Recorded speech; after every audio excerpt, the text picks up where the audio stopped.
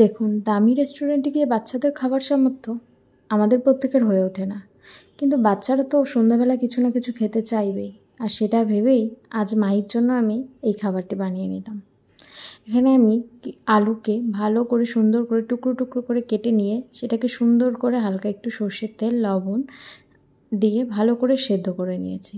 এবার তার মধ্যে আমি হালকা করে সেদ্ধ করার সময় অল্প লবণ দেওয়া ছিল, আর এটা সেদ্ধ হয়ে যাওয়ার পরে আমি এখানে আরও কিছুটা লবণ দিয়ে দিয়েছি। ভালো করে মাখিয়ে নেওয়ার পরে আমি এখানে দিয়েছি আদা, রসুন আর পেঁয়াজ বাটা। যেহেতু আমার বাচ্চা খুবই ছোট, আমি এখানে লঙ্কা ব্যবহার করব না।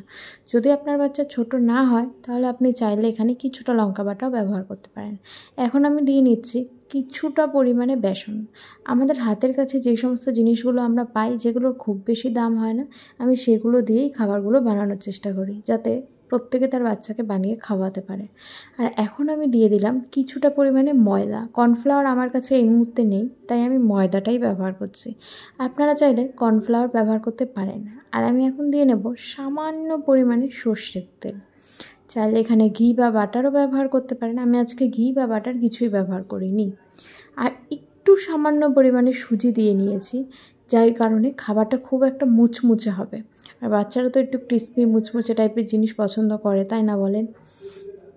এবার এগুলোকে আমি ভালো করে মিশিয়ে নেবো। হ্যাঁ, এর মাঝখানে আমি একটু হলুদ দিয়েছিলাম, সেই ভিডিওটা আমার করা হয়নি। এক হাতে ফোন ধরে ভিডিও করা, আরেক হাতে জিনিসটাকে তৈরি করা একটু সমস্যা হয়ে যায়, তো সেই কারণে।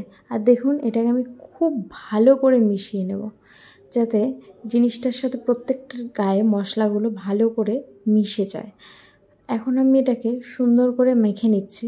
আপনারা কিন্তু আপনাদের বাচ্চাদেরকে এরকম খাবার বানিয়ে দিতে পারেন। এতে কিন্তু খুব বেশি দামি উপকরণ নেই। আশা করি প্রত্যেকের ঘরেই এই সমস্ত জিনিসপত্র থাকে, তো সেটা দিয়েই বানিয়ে নেবেন। দেখুন, এটাকে আমি খুব ভালো করে মিশিয়ে নিয়েছি। প্রত্যেকটার গায়ে কিন্তু মশলা মেখেছিল। এবার আমি এটাকে কিছুক্ষণ ফ্রিজেও রেখেছিলাম, 5 মিনিট মতো। তারপর ফ্রিজ থেকে বের করে এটাকে কম আঁচে ভালো করে ভেজে নিয়েছি। আর এখানে দেখুন এটা কত সুন্দর দেখতে হচ্ছে, তাই না? একটু সামান্য সস দিয়েছি। মাই না সসটা খেতে খুব ভালোবাসে। দেখুন, মাই এখানে খেতেও বসে করেছে। বাবা নাচতে নাচতে খাচ্ছে, দেখেছেন? আপনার বাচ্চারও খুব ভালো লাগবে। একদিন বানিয়ে দিন না বাচ্চাকে, দেখবেন খুব আনন্দ করে খাবে। আর আলুটা বাচ্চার জন্য খুব একটা খারাপ